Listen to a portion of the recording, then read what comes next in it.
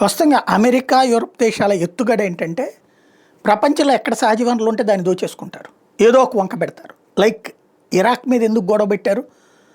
సద్దాం హుస్సేన్ ఏదో భారీ ఆయుధాలు తయారు చేస్తున్నాడని ప్రపంచాన్ని నమ్మించి, చివరికి సద్దాం హుస్సేన్ ఉరి కూడా తీశారు.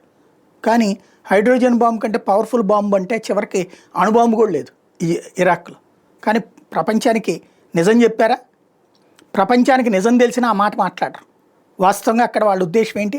ఆయిల్ నొక్కేయడం. ఇప్పుడు వెనిజులా మీద అమెరికా ఏం చేస్తుంది? దాన్ని దిగ్బంధించి అక్కడికి ఆయిల్ పోనీయకుండా, ఆయిల్ అమ్మనీయకుండా, చైనాకి ఆయిల్ అమ్ముతుంటుంది వెనిజులా, దాన్ని ఆపేసి తద్వారా దాన్ని దారికి తెచ్చుకుని ఆయిల్ నిల్వలు నొక్కేయాలని చూస్తుంది, దాన్ని యుద్ధం చేసైనా సరే.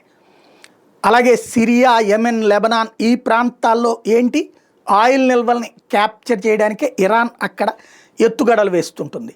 ఇవన్నీ ఆయిల్ అంటే ఎక్కడైతే సంపద ఉంటుందో ఆ సంపదని మింగేయడం ఈ దేశాల యొక్క ఆలోచన ధోరణి. ఇప్పుడు రష్యా మీదకి ఉక్రెయిన్ ఎందుకు ఉసిగొల్పారు? ప్రపంచంలో అత్యధిక సహజ వనరులు ఉన్నటువంటి దేశం రష్యా. ఒకప్పుడు యుఎస్ఎస్ఆర్ని నాశనం చేసి రష్యాగా మిగిల్చారు.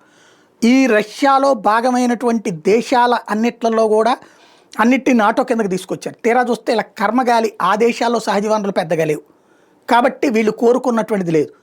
ఆ సహజ వనరులు ఉన్నంత ప్రాంతం అంతా కూడా రష్యాలో ఉంది. పుతిన్కి అది తెలుసు కాబట్టి ఆ సహజ వనరుల్ని సద్వినియోగం చేసి ఇప్పుడు రష్యాని ఆర్థికంగా ముందుకు తీసుకెళ్తున్నాడు. అందుకే పుతిన్ని తొక్కేయాలని చూస్తున్నారు. ప్రపంచంలో న్యాచురల్ రిసోర్సెస్ వాల్యూ పరంగా చూస్తే $75 ట్రిలియన్ ఉంది రష్యాలో. తర్వాత $45 ట్రిలియన్ ఉంది అమెరికాలో. ఆ తర్వాతన Saudi Arabia $34 trillion, Canada $33 trillion, Iran $27 trillion, China $23 trillion, Brazil $22 trillion, Australia $20 trillion, Iraq $16 trillion, Venezuela $14 trillion. ఇది అంత ట్రిలియన్ ఆస్తులు ఉన్నాయి కాబట్టినే రష్యాని అస్థిరపరిచి నొక్కాలన్నటువంటిది వీళ్ళ ఉద్దేశం.